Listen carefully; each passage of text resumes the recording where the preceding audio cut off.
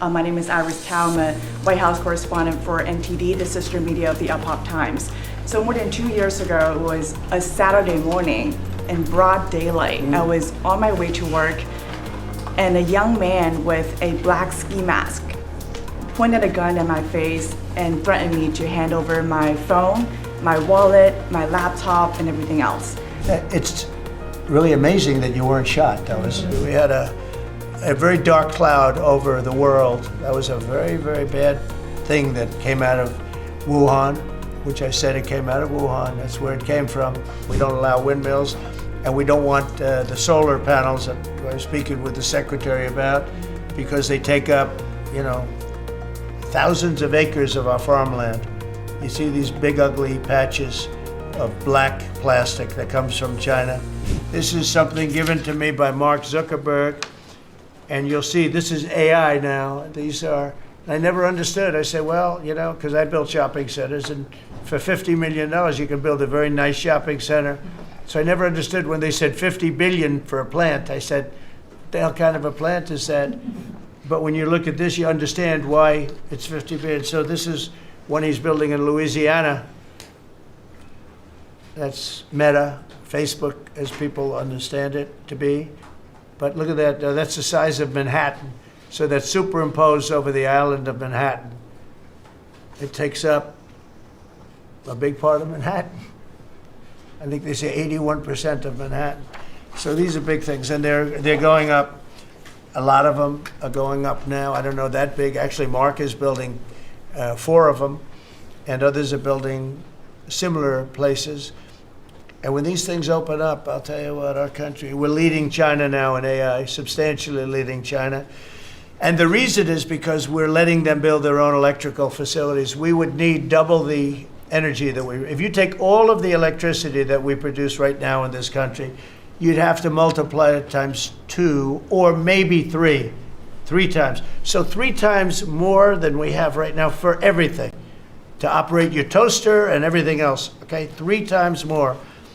And the way we are able to succeed, because China goes out and builds these massive plants. They're right now building 58 coal, in this case, almost all coal-fired plants. And coal is back with this country too, by the way. There's a reason they use it, because it's good.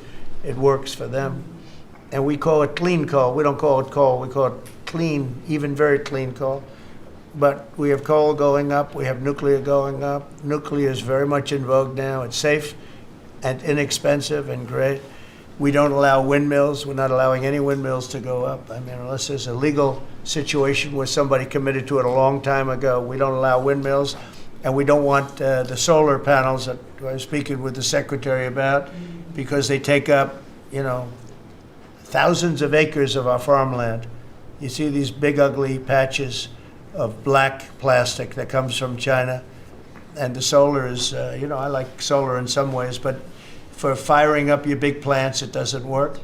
It's very unstable, but it really takes up your farm. The farmers are saying, they're building these massive blotches in the middle of the fields all over the country. It's so crazy.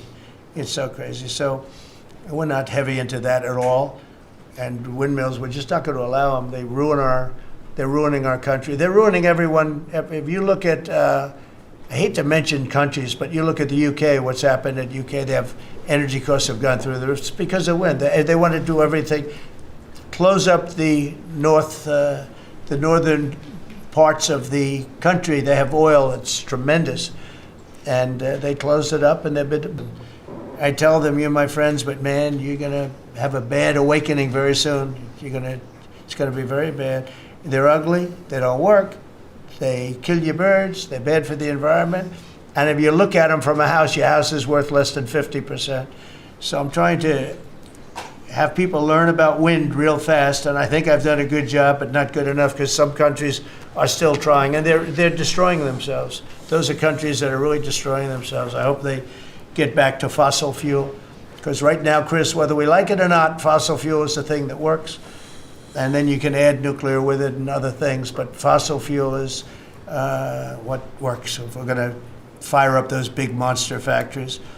The world of furniture, as an example, North Carolina, I went there many times when I built a lot of hotels and things, and I'd go to North Carolina, I'd buy they were the greatest, most talented people. And then China came along and took all of those jobs away. If they would have tariffed them, China wouldn't have taken any of the jobs. But we had presidents that, honestly, and I like some of them, but they didn't know what the hell they were doing from a business standpoint, from running the country. And North Carolina, the most talented woodworkers that you've ever seen. I'd be there and I'd watch them. I'd say, I'd like to have a rail on that chair. Maybe can you fancy it up a little bit? How about this, sir? And it'd hand me a thing. It was like they were artists. They were unbelievable. And that business was stolen from us by others, not only China, but by others. All of a sudden, you're ordering your furniture from China. It was not even close to being as good, but they couldn't compete with it. If we would have said it costs 100% or 200% tariff, you wouldn't have lost one job. It's so sad. But we're going to rebuild North Carolina furniture and other places, South Carolina too, to a lesser extent. They make furniture. But furniture, we're going to put a very substantial tariff on. We've already announced it. It'll be done pretty quickly.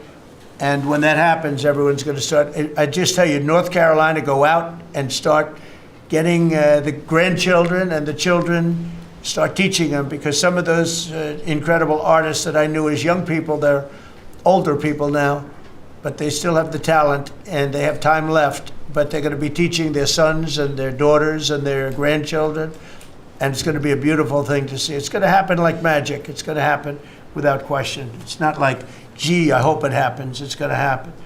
The results of Ford that just announced it's going to create 4,000 new jobs, American jobs. Hyundai, 14,000 jobs. General Motors is moving production of the Chevy Blazer and Equinox from Mexico back to the United States where it belongs. Don't forget, we lost 55% of our auto production over the last 35 years. 55%. We were the auto capital of the world. Like there was nobody even think about challenging us. We lost 55% of it to Mexico, Canada, China, a lot to China, and other countries. And it's all coming back. We will be bigger. A couple of years, we'll be bigger than we ever were. We'll be more dominant. We'll be bigger. We make great product, too. We're starting to make really great product. We're going to be bigger than we ever were. We're going to be at the level that it was when we were the only one that really, we sold to the world. And we're going to be back selling to ourselves and other parts of the world. It's not going to be the same, but it's going to be equally as important as it was in the heyday 30 years ago. And I had the greatest economy in the history of our country my first 4 years, despite COVID, which was a very unfortunate situation for the whole world. We did a great job with it, never got the credit for the job we did. Operation Warp Speed, people say, is one of the greatest achievements ever in politics or in the military, because it was almost a military procedure. But everybody, including Putin, said that Operation Warp Speed, what you did with that, nobody can believe it. And we did a great job, but it was a horrible pall over our country. We had a very dark cloud over the world. That was a very, very bad thing that came out of Wuhan, which I said it came out of Wuhan. That's where it came from. And China suffered greatly, but everybody did. But we did a good job with that, as good as you can possibly do, and we came back, and now we're stronger than ever before. If I didn't win this election, this country was gone. I'm telling you, economically it was gone. None of the things that we're talking about would have happened. And I want to mention, about crime, because we have a young lady here, Iris, of Epoch Times. You're Iris, aren't you, huh? Yes. And I heard you were very savagely mugged in the city, and I'm not going to let that happen under this administration. That was last year. And would you like to mention what happened? Of course. So first of all, thank you, Mr. President. Do you want to listen to this? For having me here to share my story to the room and to the broader public. My name is Iris Tao. I'm a White House correspondent for NTD, the sister media of the Epoch Times. So more than 2 years ago, it was a Saturday morning in broad daylight. I was on my way to work, and a young man with a black ski mask pointed a gun at my face and threatened me to hand over my phone, my wallet, my laptop, and everything else. And when I refused, he used the butt of his handgun to strike me across the face, in the cheek, or what some people call pistol whip me before running away. And that has deeply traumatized myself and my family. Ever since, I've never dared to walk in the street of DC at night ever, and my family was extremely worried. So, Mr. President, thank you so much for what you're doing right now, because being honest. Such incidents involved not just me, but also my family. If he had shot me, I could have died right there in the middle of nowhere without my families or my friends knowing at the age of back then, I think 23, just starting my career here in DC without even starting a family. But now I'm very blessed to have this opportunity to. So you had a gun pointed at your head, and you probably figured that he's going to pull the trigger because these are animals that don't know what the hell, they couldn't care less. The pulling the trigger to him is a very minor event, and I'm sure he's done it before. So how did you, and you did refuse to give it, which would probably, maybe somebody would say that was not the right decision, right? Right. But you refused, but I understand that. So, and then he hit you real hard. Yes. It's really amazing that you weren't shot. That was.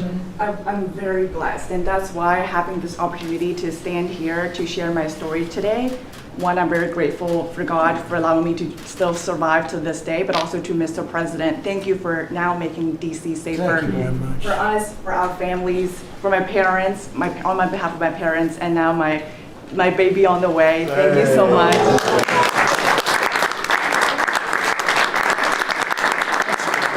And there are other reporters and journalists, good people, and you don't have to say it, but that have also been attacked violently. And not violently, too, pretty badly. But, and I bet you see a big difference in the streets right now. And this is only 12 days, but people are telling me they're going out to dinner now. They haven't, I told my friend, but I have a lot of friends that are going out to dinner all the time now in D.C., and they weren't doing it 12 days ago. They would never even think. One of my friends went out 5 times. It was 4 times the last time I told. Now it's 5 times. He said, I love going out to dinner, and restaurants are starting to open again. A lot of them closed because, nobody wanted to go into a restaurant. Nobody wanted to get to a restaurant or even sit in the restaurant. But you see a big difference now, don't you? I do pass by Union Station every day on my way home, and I do feel a lot safer seeing the trucks right outside, seeing the National Guard troops members right outside. It just made me feel like I'm hopeful about DC again, and one day hopefully we can raise our family here. Thank you very much. It's nice, and those are tough troops too. Those are not politically correct troops. We don't have politically correct anymore. We have tough guys, tough people, including some tough women. Yes, go ahead. Crime, for a lot of victims like myself, a big concern is long-term sustainability. Can you share with the American public about your plan in ensuring that DC is safe in the long term? Longer term, yeah. Well, it's a great question. Number one, we want to stay there for longer than 30 days, as you know. We have an absolute mandate, and I can extend it, but I'd rather not have to declare a national emergency because by that time, right now there's not an emergency. We've done, as you sort of said yourself, it feels like a different world. We've got under arrest and prosecution, and we've taken some, and we're in the process of taking hundreds out of our country that shouldn't be here. And these are hardcore professional criminals. They were born to be criminals, in my opinion, but they're seriously bad people. Murderers, drug dealers, you know them all. You see them all as you walk beautifully to work, and every once in a while somebody puts a gun to your head, because that's what happened in your case. We're getting a lot of them out of the country. We're putting a lot of them in prison because we're afraid to bring them out of the country. They could come back. As good as we're doing, they could come back. We don't want them back. And that's going to solve a lot of it. We also think there should be a presence here for long enough. We should also work with our police department because you have very good police here. Very good. We're working very well with them, by the way. And we have to work together for a while. We have some people that are very tough and very strong. Working with the police, they're going to be able to handle it. And you know what? If it gets a little bit bad, just a little bit, I'll bring them back in and we'll straighten it out and we'll make it perfect. You're going to be so safe in the city. And you're going to have the city beautified. We're going to be we're working with Clark as you know, construction. They're the biggest. They're working with me also. We're building a beautiful ballroom for the White House. They've been after it for 150 years, employs a lot of people. It's going to be as beautiful a ballroom as has ever been built. And Clark is the big builder in this city. They've done, I guess, a majority of the good work, the big work. And we're working with them on the beautification, the fixing up of the roads, the fixing up of the medians, between the roads, so cars don't wrap into each other. They wrap into. I have one piece sitting on the ground for weeks. This was a year ago when I had to come in, unfortunately, for fake court cases. And I looked at the condition. We have it fixed up a lot right now. The tents are removed and a lot of things have taken place. But I'd come into this city and I'd say, boy, does it look bad. The filth on the roads, the medians were broken and always laying down and nobody would fix them and all of that. Well, we're going to have new medians. We're going to have a nice topping put on the road. We're not going to rip the roads apart and start a construction project that lasts for 2.5 years as they rebuild the road, which they don't have to do. And we're going to have this place so beautiful. That's going to be a part of it. Now, the biggest part is crime, but it's also a part, when you see a dirty city, it's like I don't know, it became the #1 thing viral. I said my father is a smart guy, he's a great guy, he's a loving, wonderful father, but he could be a little on the tough side. He told me that, son, when you walk into a restaurant and you see a dirty, filthy door going into the restaurant, don't go there because the kitchen's dirty also. When they see a dirty capital, the rest of the world, they lose a lot of respect for our country. This capital is going to be so beautiful. We're going to have new poles, new lights, new fences. It's stuff that, when you add it up, it's money, but it's peanuts compared to what we're talking about. And we're also going to have great safety. On a serious note, Mr. President, in May, Secretary Rubio said that they were aggressively removing visas of Chinese students. Yesterday, you said you want to allow 600,000 Chinese students to study in the United States. Could you and the Secretary clarify what is the policy on Chinese students in the United States? Well, we think we're getting along very well with China. And I'm getting along very well with President Xi. I think it's very insulting to say students can't come here because they'll go out, they'll start building schools, and they'll be able to survive it. But I like that their students come here. I like that other countries' students come here. And you know what would happen if they didn't? Our college system would go to hell very quickly. And it wouldn't be the top colleges. It would be colleges that struggle on the bottom. And you take out 300,000 or 600,000 students out of the system. I like having, and I told this to President Xi, that we're honored to have their students here. Now, with that, we check and we're careful and we see who's there, and Marco wants that. We're in the same position. But we have a tremendous college system, the best in the world, nobody even close. That's why China sends them here. And you can call it an industry if you want, but you're talking about millions of people.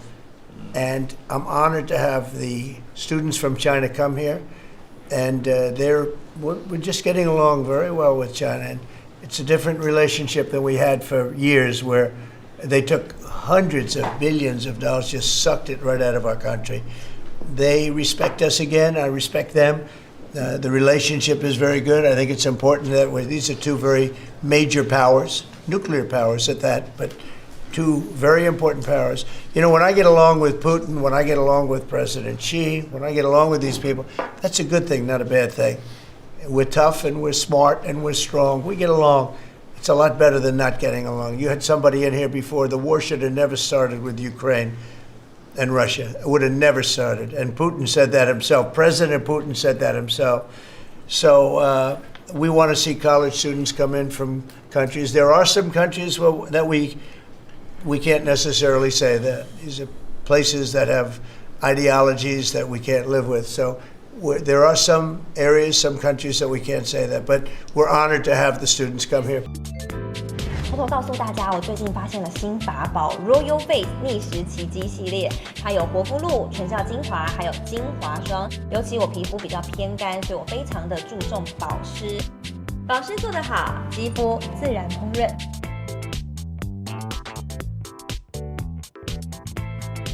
提亮肤色更年轻，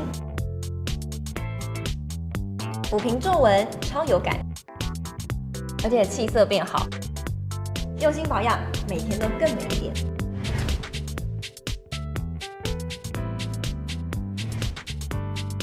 美吧。